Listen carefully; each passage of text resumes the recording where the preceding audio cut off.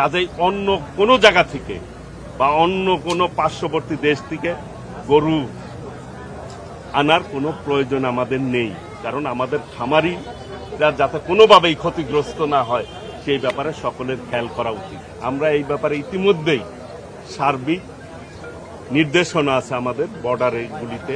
বিডিআরের সাথে আমরা কথা বলেছি, আইন শৃঙ্খলার বিভিন্ন বাহিনীর সাথে কথা বলেছি, যাতে কোনোভাবেই পার্শ্ববর্তী দেশ থেকে গবাদি পশু না আসতে পারে।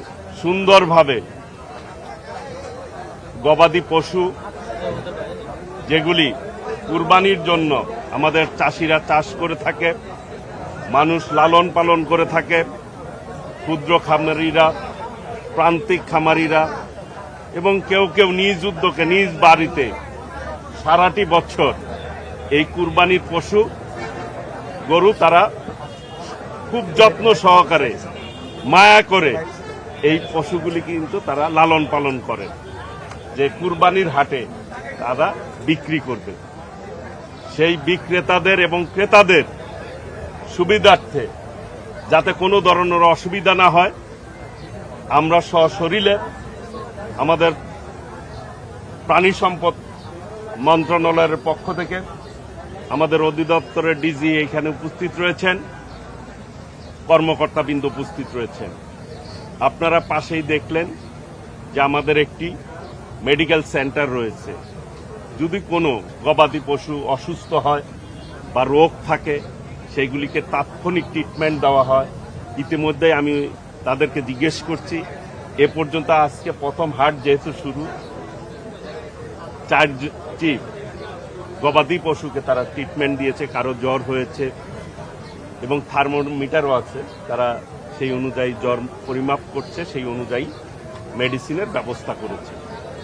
আমরা আমাদের জায়গা থেকে সার্বিক প্রস্তুতি রাখছি যাতে করে এই হাটে ক্রেতা এবং বিক্রেতা উভয়ই যাতে সেবা পায়, সুবিধা পায়, সেই ব্যাপারে দেখভাল করছি।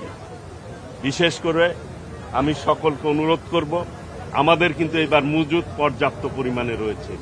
ইতিমধ্যেই আমরা মন্ত্রণালয় থেকে আপনাদেরকে ব্রিফ করেছিলাম, 1,23,00,000 গবাদি পশু আমাদের রয়েছে কুরবানির জন্য। আমাদের চাহিদা রয়েছে প্রায় 1,01,00,000, তাহলে প্রায় 22 লাখ গবাদি পশু কুরবানির পশু আমাদের সারপ্লাস থাকবে। কাজেই অন্য কোনো জায়গা থেকে বা অন্য কোনো পার্শ্ববর্তী দেশ থেকে গরু আনার কোনো প্রয়োজন আমাদের নেই, কারণ আমাদের খামারিরা যাতে কোনোভাবেই ক্ষতিগ্রস্ত না হয় সেই ব্যাপারে সকলের খেয়াল করা উচিত। কুরবানি দেই আল্লাহকে রাজি খুশি করার জন্য আমরা, এটি যাতে করে সহিভাবে, যেরকম হাটের যদি হাসিল ঠিকভাবে না দেওয়া হয় তাহলেও কিন্তু আমি কিন্তু আলেম নই, বিশেষজ্ঞ নই এই ব্যাপারে, মুক্তি না আমি, তারপরও যতটুকু বুঝি সোজা দাগে যে সহি অর্থাৎ হালাল ভাবে আমরা এই কুরবানি দিয়ে থাকি। কাজেই আমাদের ক্রেতাদেরকেও সচেতন থাকতে হবে এই ব্যাপারে, যে পশু আমি কোত্থেকে ক্রয় করছি, কোন পশুটি ক্রয় করছি আমি জানি না, তবে আমার মাঝে মধ্যে প্রশ্ন জাগে যে চোরাই পথে যে গরুগুলি আসে সেইগুলি আদৌ কুরবানি দেওয়া সঠিক হবে কিনা, এটা মুফতিরা ভালো বলতে পারবে, কিন্তু আমার নিজের ব্যক্তিগতভাবে উপলব্ধি থেকে বলছি এই ব্যাপারে আমাদের সচেতন থাকা উচিত যে আমরা সঠিক নিয়ম মেনে এই পশুগুলি তো আসতেছে না, যদি এসে থাকে আমরা এই ব্যাপারে ইতিমধ্যেই সার্বিক নির্দেশনা আছে আমাদের বর্ডারগুলিতে। বিডিআরের সাথে আমরা কথা বলেছি, আইন শৃঙ্খলার বিভিন্ন বাহিনীর সাথে কথা বলেছি, যাতে কোনোভাবেই পার্শ্ববর্তী দেশ থেকে গবাদি পশু না আসতে পারে, কারণ আমরাই স্বাবলম্বী হতে চাই, যেটি আমাদের মাননীয় প্রধানমন্ত্রী সবসময় বলে থাকেন, গর্ব কাজ গর্ব দেশ, সবার আগে বাংলাদেশ।